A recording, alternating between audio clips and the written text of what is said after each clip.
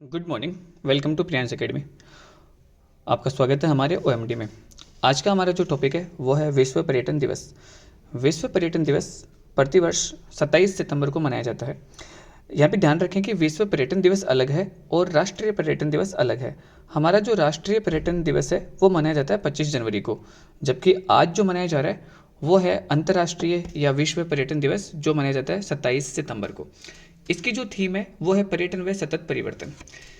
और इसी के साथ ही हम आज जो है इस सेशन में डिस्कस करेंगे राजस्थान पर्यटन के बारे में कुछ इंपॉर्टेंट चीज़ें जो अक्सर क्वेश्चन में पूछी जाती हैं, रिसेंटली कई सारे एग्जाम में पूछी भी गई हैं। पहली जो बात है वो है राजस्थान पर्यटन विभाग जो है उसकी टैगलाइन है पधारो हमारे देश। इसके अलावा राजस्थान एक पहला राज्य है जिसने पर्यटन को उद्योग का दर्जा दिया है।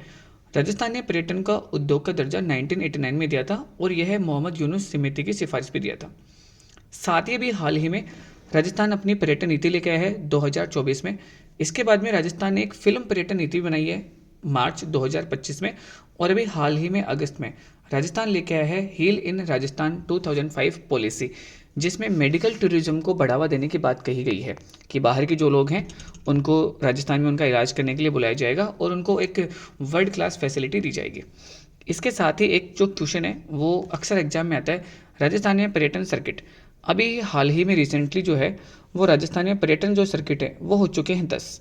कुछ इंपॉर्टेंट पर्यटन सर्किट है जिनकी हम बात करेंगे कि कौन कौन से पर्यटन सर्किट है और कौन कौन से उनमें डिस्ट्रिक्ट ऐड हैं।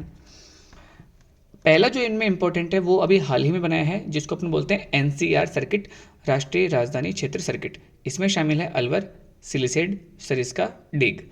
उसके बाद में अभी हाल ही में जो बनाया गया है वो बनाया गया है आदिवासी सर्किट, जिसमें शामिल है बांसवाड़ा, डूंगरपुर। तीसरा जो इंपॉर्टेंट है वो है गोडवार सर्किट, जिसमें शामिल है पाली, माउंट आबू, रणकपुर और जालोर का कुछ क्षेत्र इसमें शामिल है। इसके अलावा आपने एक नाम सुना होगा डेजर्ट सर्किट, जिसमें बीकानेर, जैसलमेर, जोधपुर शामिल है। इसके अलावा आपने एक सुना होगा मेरवाड़ा सर्किट, जिसमें अजमेर और पुष्कर शामिल है। इसके अलावा एक है शेखावाटी सर्किट, जिसमें सीकर, झुंझुनू और चूरू शामिल है। इसके अलावा जो इम्पोर्टेंट है वो एक ढूंढार सर्किट है, जिसमें जयपुर, दौसा, टोंक शामिल है। इसके अतिरिक्त जो एक और है वो हाड़ौती सर्किट भी आपने सुना होगा, जिसमें बूंदी, कोटा और झालावाड़ शामिल है।